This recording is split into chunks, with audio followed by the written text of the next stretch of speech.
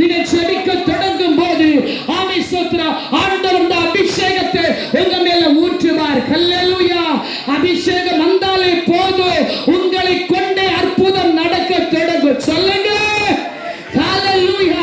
என்னை விசுவாசிக்கிறவன் என்னை பார்க்கிறோம் அவன் பாருங்க பலத்த கிரியை செய்வான். ஹல்லேலூயா. நான் செய்ததை போல என் பிள்ளைகளை கொண்டு நான் செய்ய வைப்பேன். கரங்களை தட்டுங்கள. கர்த்தருக்கு பலம் தந்து கொண்டிருக்கிறார். நீங்கள் சாதாரணப்பட்டவர்கள் அல்ல. இயற்கைக்கு அப்பாற்பட்டு ஒரு அசாதாரண காரியங்களை கர்த்தர் உங்களுக்கு செய்தெடுக்க போகிறார். உலகம் உங்களை அற்பமாய் பார்க்கலாம், என் தேவன் உங்களை விசேஷமாய் பார்க்கிறார். உங்களை கொண்டு கர்த்தர் ஒரு அசைவை தரப்போகிறார். குடும்பத்தை அசைப்பார், தேசத்தை அசைப்பார். உங்களை கொண்டு ஒரு தேவ திட்டம் வெளிப்படும். ஹல்லேலூயா. இந்த அபிஷேகம் எனக்கு வேணப்பா, எனக்கு கேளுங்க, அது இன்றைக்கே கொடுப்பார். ஹல்லேலூயா. அவன் இன்றைக்கு அபிஷேகத்தின் மேல யார் தாகமா இருக்கீங்களோ அந்த அபிஷேகம் இன்றைக்கு ஆமென் உங்க மேல இறங்கி வரும். ஸ்தோத்திரம். அபிஷேகம் வந்தாச்சுன்னு சொன்னா உங்களை பார்த்தாலே பிசாசு நடுங்குமா. ஹல்லேலூயா. கர்த்தர் நல்லவரம்மா. ஸ்தோத்திரம். திருவல்லா பட்டணத்திற்கு ஆமென் ஸ்தோத்திரம் ஊழியத்திற்கு போயிருக்கும் போது ஒரு அருமையான ஒரு ஸ்தோத்திரம் ஆமென் ஒரு வயதான முதியவர் அப்படி கரங்களை கட்டி அமர்ந்திருக்கிறார். அந்த மெசேஜ் கொடுத்துட்டு நாங்க ஜெபிக்க தொடங்கணும்.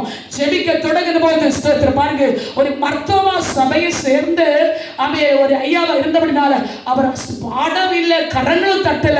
ஆனா அபிஷேகத்துடைய வல்லமை ஜெபத்துல இறங்க தொடங்கினது. ஒரு பேரொளி, ஒரு பிரகாசிக்கிற ஒளி அவர் நெற்றியில் வந்து பட்டது. ஹல்லேலூயா. கட்டப்பட்டிருந்த கரம் அவிழ்க்கப்பட்டது. அவை கட்டப்பட்ட நாவு அவிழ்க்கப்பட்டது.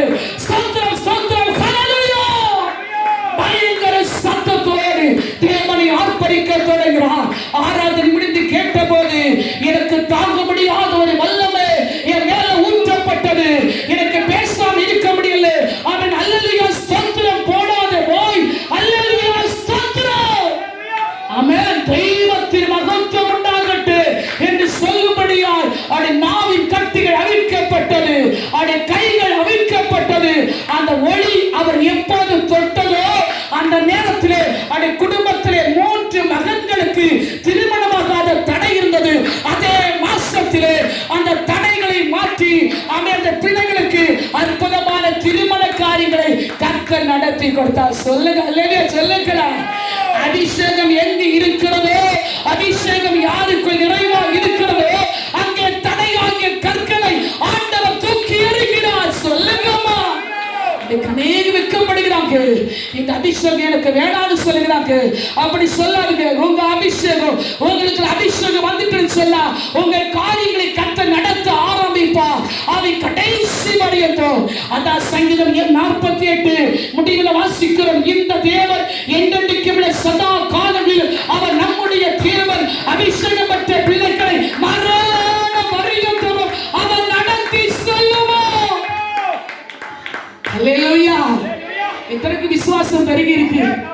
இனி நான் கவலைப்படவே மாட்டேன். எனக்குள் இருக்கிற அபிஷேகம் என்னை கர்த்தர் நடத்த போறார். எனக்குள் இருக்கிற அபிஷேகம் என்னை தாங்கி நடத்த போகிறது. எனக்குள் இருக்கிற அபிஷேகம் அவர் என்னை மேன்மைப்படுத்த போகிறது. நீங்கள் நினைக்காது, நீங்கள் எட்டாது, உங்கள் ஆமை உங்கள் புத்தி கெட்டாது ஆச்சரியமான காரியத்தை இந்த அபிஷேகம் நடத்தும். Praise God. Hallelujah. என்ன சொன்னா அப்போஸ்தலர் 10ஆம் அதிகாரம் 38ல 10ஆம் அதிகாரம் 38ல வாசித்து பாருங்க. ஆண்டவராகிய இயேசு கிறிஸ்துவை ஆமென் அவன் நசனாகிய இயேசுவை பிதாவாகிய தேவன் தம்முடைய வல்லமையினாலும் பரிசுத்த ஆவியினாலும் நிரப்பினபடினாலே நன்மை செய்கிறவராய் தேவன் அவரோடு கூட இருந்தபடினாலே நன்மை செய்கிறவராய் பிசாசின் வல்லமையில அகப்பட்ட யாவரையும் ஆமென் குணமாக்குறவராய் சுற்றி திரிந்தார். சந்தோஷம் அல்ல சொல்லுங்க. ஹல்லேலூயா. எங்கே பரிசுத்த ஆவியின் தேவனுடைய வல்லமையும் வெளிப்பட்டு கொண்டிருக்கிறதோ அந்த பிசாசு அணுக முடியாது. வந்து எட்டி பார்த்தா அவன் ஓட்டம் பிடிப்பான். ஹல்லேலூயா. நன்றி சொல்லுங்கள். இந்த அபிஷேகத்தை பெற்ற தெய்வ பிள்ளைகளை பொல்லாத பிசாசு தொடர முடியாது. இன்னைக்கு நான் உண்மையா சொல்லுகிறேன்.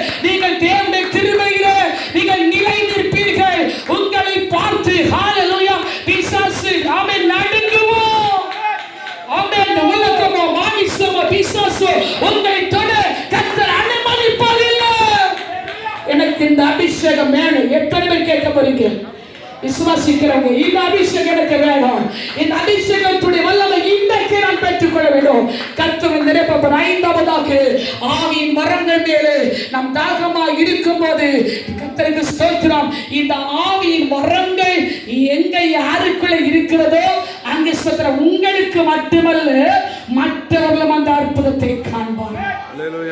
சொல்லுங்க அல்லேலூயா. 2 ராஜாக்கள் 2ஆம் அதிகாரம் 9ஆம் வசனத்தை வாசித்து பாருங்க. எலியாவை பின்பற்றின எலிசா பாருங்க. இந்த எலியாவுக்கு ஸ்தோத்திரம் அவர் 14 வருஷங்கள் ஸ்தோத்திரம் அவருக்கு துணையாக குருவை தொடர ஒரு சீடனை போல ஊழியம் செய்திருக்கிறார். எத்தனை ஆண்டுகள்? 14 ஆண்டுகள் ஒரு ஊழியம் செய்தபடினால அவர் கேட்ட ஒரே ஒரு காரியம். எலியா சொல்கிறார், நான் உன்னை விட்டு எடுத்துக் கொள்ளப்படும் போது நீ எதை கேட்கிறாயோ அதை பெற்றுக் கொள்வாய். ஹல்லேலூயா. ஸ்தோத்திரம். ஆமென். பணமோ செல்வமோ புகழோ ஒண்ணு கேட்கல. அவர் கேட்டார் ஸ்தோத்திரம், ஆவியின் மரம் உம்மிடத்தில் இருக்கிற ஆவியின் மரம் எனக்கு இரட்டிப்பாய் வேண்டும். ஹல்லேலூயா. சொல்லுங்களே, இந்த கடைசி காலத்திலே கர்த்தர் உங்களை கரத்திலே உங்களை பயன்படுத்தும்படியாக உங்கள் தாகத்தை இன்றைக்கு தேவன் தீர்த்து அனுப்பும்படியாக ஆவியின் மரங்கள் மேல் நாட்டமுள்ளவர்களால் இன்னைக்கு தெய்வ சுவத்தை எழுதி எல்லாருமே செபிக்க போறோம். அன்பு தெய்வ பிள்ளைகளே, இந்த ஆவியின் மரம் பெற்று கர்த்தருடைய பிள்ளை கர்த்தருக்காய் பிரகாசிக்க தொடங்குவாங்க. சந்தோஷமா சொல்லுங்க. சும்மா பிரகாசம் வராது. ஆமென்.